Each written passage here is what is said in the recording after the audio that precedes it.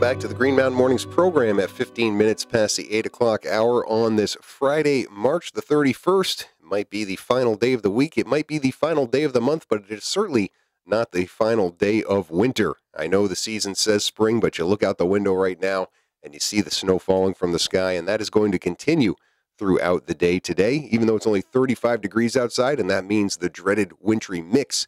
And patiently waiting on the phone while I go through all those announcements is our regular Friday 8 o'clock guest, Randy Holhut, the deputy editor of The Commons, your reader-supported independent news and views source for Windham County, free on stands every Wednesday, online at commonsnews.org. Without further ado, good morning, Randy. Good morning, Chris. Good morning, everyone. Hi, Joyce. Hi, Joyce. Thanks so much for holding on through all those announcements. But hey, who knew we'd be doing that here in the last day of March, right? I was in Boston 20 years ago when there was the April Fool's storm. It was, the day before it was 60 degrees. Then on April Fool's Day there was 2 feet of snow. So these things happen in New England. These things happen. That's why we're still playing the winter parking ban PSA, which is in effect here in Brattleboro through April 15th. And this is why. Yeah, because it does happen. Because it does happen. It's happening today. Good thing it didn't happen last Saturday during representative town meeting. It was a nice day. So it was able to get a lot of people in there and probably helped move things along, even though it was a long meeting. I think the subhead of Olga Peters' article in the Commons, summating everything that happened at Representative Town Meeting, articles passed with lack of controversy, really encapsulates the whole day. It was a pretty mundane warrant and didn't see any reason why people would get upset about things, and sure enough, they weren't. They were more worked up about Act 46, but then everyone was around the county was worked up about Act 46 during town meeting season. Yeah, Brattleboro, no reason to be exempted from that, had a conversation around that. But on the budget issues first here, because $14.5 million for the town budget passed as presented, that actually has a very slight decrease in the property tax assessment. The $17.2 million budget for the municipal has a increase of 3.5 cents, and we'll get to some of the reasons it's only 3.5 cents in a second. But the most interesting part of the representative town meeting to me was that addition of the $10,000 to replace the town energy coordinator, to replace Paul Cameron, who left. And I say that because it just seemed so well orchestrated by the Energy Committee, how they presented that amendment and how they argued for that amendment. And I know I believe you were still present when that was discussed. Nope. Oh, okay. Long gone. Okay, but I mean, long gone. But the logic was pretty unassailable. That the Energy Committee and the work they've done for the town has saved a lot of money, and so that $10,000 was an investment.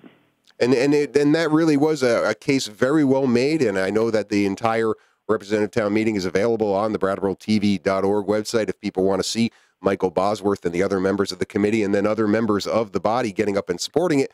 And I got to say, even though the Selectboard had voted not to put that money in the budget, they were hoping for a volunteer to replace Paul Cameron. They didn't really seem upset by it. They didn't really seem to argue against spending $10,000 on this issue. Because of that track record of cost savings. And I think really it's unrealistic to expect a volunteer to do that just because of the amount of work that went into to developing some of the things they did, like replacing all the street lights with LEDs, or the energy audits on the buildings and recommendations for weatherization and other improvements. And the other things that the coordinator does, especially now that the federal government, we can't count on them anymore to do anything regarding energy savings and climate change. So if we want anything done, we're going to have to do it ourselves. Yeah, it may not warrant a full-time position within town government, but a $10,000 contract for somebody who has the expertise in doing this, I think is money well spent, just to create those sorts of evidence-based returns on investment of the work that's already been done, and hopefully carry that forward. So good on the town for adding $10,000 into the budget for that. There was a little bit of discussion around using that $1 million in surplus funds to defray some of the taxes as well as the capital expenses, investing in a new fire truck. But overall, I think really the takeaway for me about that is even if you had reservations about using it, it's pretty good news that Brattleboro had $1 million to use towards these issues. Well, the management work that Peter Elwell, the town manager's done with trying to get things in order and streamline town business, and some just prudent spending policies over the last few years helped build up that surplus. But now you get to a certain point where you try to squeeze on maintenance and replacement of equipment that you end up trying to save too much money by not spending it and end up spending more having to do repairs and replacements for things. And I think that's the point the town reached. And yeah, I mean, we can probably point back, certainly you who have been following the town of Brattleboro for as long as you have in the municipal operations here, there's been times where they've waited too long for some of these things. I mean, that is the reason that we have this big bond on the school. There's a reason we have this bond on the police and fire facilities. Right now, it was a prudent move to use this money to kind of get ahead because we know there are leaner times coming, and that really is the Elwell effect. Yes, and that's the whole point of planning and having a capital plan for replacing equipment you know that needs to be replaced on a certain schedule and trying to stay ahead of the replacement curve with the big items like bucket loaders and police cruisers and fire trucks and dump trucks and things like that, and also still having that cash reserve available for the unforeseen disaster, like how the cash reserve saved Brattleboro a lot of aggravation during Irene by having money in place to start projects instead of waiting for FEMA to come through. More so than a lot of the surrounding towns there. Now, you brought up the discussion about Act 46, and they did suspend the rules to talk about that during the town school portion of the meeting. And Andy Davis proposing that amendment about really pursuing the alternative structures aspect of the Act 46 law. I wonder how much of the reason that didn't pass had to do with a lack of clarity around it versus a lack of interest. And I don't know what your takeaway was on that. Do you think people really understood what he and those other folks were asking the school boards to do? I don't think so. And I think the Act 46 argument has kind of just devolved into pure emotional, irrational behavior. And rather than focusing on a simple thing that Jill Stahl-Tyler was talking about, which was educational equity, that, say, for example, in Brattleboro, they have universal school lunch, that everyone who's there gets lunch, right, without cost. And Guilford can't do that. Right. Dummerston can't do that. I thought Jill Stahl-Tyler pretty much, and I think Ron Staley echoed this as well, when they said, with regards to that amendment, granted, these are all non-binding resolutions, so not really an amendment, but a non-binding resolution proposed by Andy Davis. We already did that. That was clearer than what they were asking to do with, they're really not looking at this one aspect of Act 46 here. It's like, yeah, we did. We've already done it. To me, that settled the case probably in a lot of people's minds if they hadn't been paying attention to this as intently as other members of the town. You either do it, you either pick a structure now or have the state pick it for you. Do you want the state to pick it for you? Take your chances there? Be my guest. Yeah, it doesn't need to be any clearer than that, and I think that message was heard, and that's why that non-binding resolution was defeated.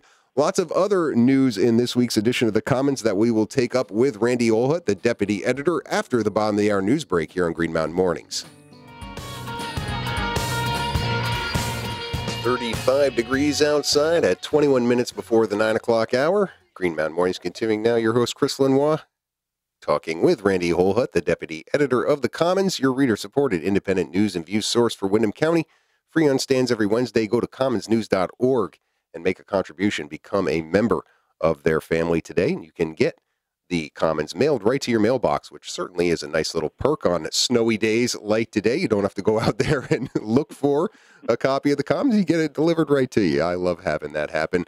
Reading the stories in this week's edition and going to the Voices section for a second here, Randy, and kind of, I guess, a continuation as we turn the page from one select board to another here with Tim Wessel and Brandy Starr coming on board. And Kate O'Connor made the chair officially on Monday and the swearing-in ceremony. How different do you think the select board will be under Kate's guidance versus David Gartenstein's? It'll be different, but I think the main thing will be the progressive block of Brandy, Tim, and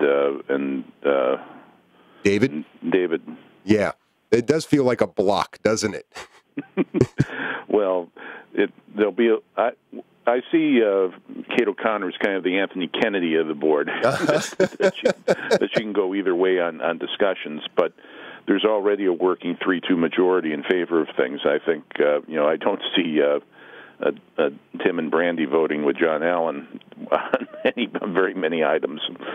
Well, I think one thing you'll see consensus on, and this is something I talked about with Kate, and something that I think made them reticent to give more money to the Southeastern Vermont Economic Development Strategies during the representative town meeting, is and Brandy, certainly her business background, Tim's business background, they seem very interested in being more aggressive in loaning money through the town to different businesses here to grow. And I could see all 5 of them being on board with those sorts of things. That's a good point, because certainly the town has had a really good track record with lending money to or being the co-signer for federal money and state money for developing businesses in town. Yeah, spending money on the other hand for other things. Yeah, I could see some differences there amongst the group. That'll make it interesting to watch those. But I wanted to bring up a letter that Brandy Starr wrote to the Commons regarding an item that was brought up in the other business portion of representative town meeting, something that comes up, at least in the past few years, with Kurt Dimes, one of the representatives. Since the select board, or since the meetings have moved to the multipurpose room at Brattleboro Middle School, you have the town officials and the boards sitting up on a stage. And Kurt Dimes has a problem with that because he says that the charter requires them to be on the same level as the members of the representative town meeting. Seems like Brandy Starr supports that in the letter that she wrote. I have a hard time believing that's in the charter, but then some people have more time to read it. Yeah, he cites something. He's saying there is something within some sort of yeah. Actually, it is saying that he's reading from the town charter. That's in Brandy's letter. Well, if they want to talk about the seating arrangements, right, and spend 3 hours of a town meeting talking about that. It's another argument for living in Dummerston. Well, and so you cover a lot of town meetings. You've covered a lot of town meetings in a lot of communities, and I've seen pictures of other town meetings. I'm thinking most notably, I think of Townsend, or maybe it's Newfane, but the board, the town officials, they're up on a stage there. This is not they do it in Putney. They do it in Townsend. I can't remember. No, maybe it's Newfane. But Newfane depends on the venue they're at. Okay, so it's not uncommon. It's not. It's just all dependent on the space.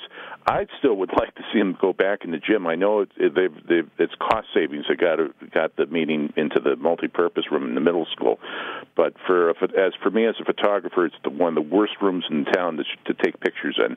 Right. Well, and it comes down to the visuals, to the people who can't be at the representative town meeting. And let's face it, there's an exclusivity to representative town meeting because only the elected officials are allowed to go and talk about, sort of having this bit of elitism where you have to vote to allow people into the room to begin with. It's a situation where it's just a matter of convenience for the discussion that needs to happen. So much of the discussion is from the representative town meeting body interrogating either board members or town officials. It just makes sense to have them in a place that's visually accessible to everybody. To me, I mean, it's really a matter of convenience. Yeah, the sight lines in the multipurpose room are awful. So you put them in front of the stage, the boards, and they will be invisible beyond the first couple of rows. Yeah. And then I guess Tim Maciel also, and I wasn't there to watch the other business discussion about this, but another representative of town meeting wanted to change the chair setup to be in concentric circles for the town meeting next year. That to me sounds like even worse as far as your job or BCTV's job or anybody in terms of trying to make sense of what's going on there at the meeting. Well, they're not conducting the meeting for our convenience. No, I guess that's true. But we'll still try and have some say into that between now and next year, probably. Let's shift gears to another front page story.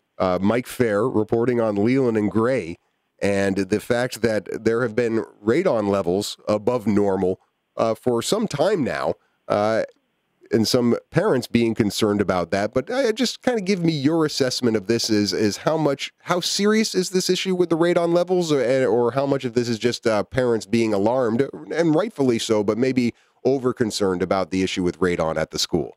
Well, radon is a problem everywhere in Vermont just because of the rock formations we happen to be sitting on, and it's a good idea, if you haven't already, to test your home to see if it has it. But the fact that it was slightly elevated above the standard, I guess the standard is 4 picocuries per liter, or porcupines, as Governor Shevlin used to call them. And it was 6.9 in the music room at the school. Well, a little higher, but, there's a lot of variables with the test on, airflow and activity levels and that. And I think the bigger problem was that they did the testing back in 2009 and didn't really tell anybody about it. Right. A small notification that Mike uncovered, and then no action plan following that too. I think that was the problem. When they say it's not the crime, it's the cover-up. Yeah, I've heard that recently. This case, it's not the test; it's the dissemination of the results that got everyone upset. Yeah, but nobody really to hold accountable for that when you're talking about turnover in the administration there or on the board even. Yeah, but there was a changeover in principal, change in board members, change of other folks, and things fall in the cracks, and things happen. Yeah. So the chair, Joe Weinrich, sent a letter home notifying people of these elevated levels, put a plan together. That didn't stop parents from coming and expressing their concerns, but do you think overall that is going to fix the issue? Well, that's something for someone that has a little more expertise dealing with radon mitigation to deal with, because it's difficult to do that. Yeah. I don't know, Randy. You described that picocuries thing so well. I thought you might be a radon expert. I certainly couldn't have done that. Well, it helps if you have the story in front of you. Yes, it does indeed. But we just did test it in our house here in Dummerston a few months ago and came back within acceptable tolerances. But it's, you take the little test module and you put it in a corner in your house where you think the radon's coming from, and let it sit there for 6 months, and then you pull it back, send it back up to the Department of Health, and they give you an answer. Yeah, and it actually is a fairly easy thing to remediate as well, and that's described a little bit in Mike's story about that. And yeah, an object lesson for everybody out there, whether you're a business or a homeowner, get radon levels tested from time to time. I think that would be a pretty good piece of advice. Well, if you're going for a loan or doing something like selling your house or something, that's almost mandatory that you do these testing. Yeah, it is. It was when we bought our house a few years ago. We had to have the radon test, and happy to say we were below that picocurie level. I don't remember exactly how below, but low enough that we didn't have to worry about it, so that was good. Wanted to also turn to the other front page story on the Commons this week, a piece of good news with the new citizens of Vermont, and this taking place at the grammar school. Is that common? First of all, I know you were there for the ceremony to take photos along with Taryn Heon's story about that, but coming down to Putney for a ceremony like this, was that intentional to try and expose this sort of process to students, or is this something that they commonly do with these citizenship ceremonies? Well, they do them at different places, but usually it's in federal buildings, like the courthouses around the state, or other venues. But the school, I guess, lobbied for this and wanted to have a ceremony down here. That they do a lot of global education on this, and it was a very wonderful ceremony. Totally Vermont.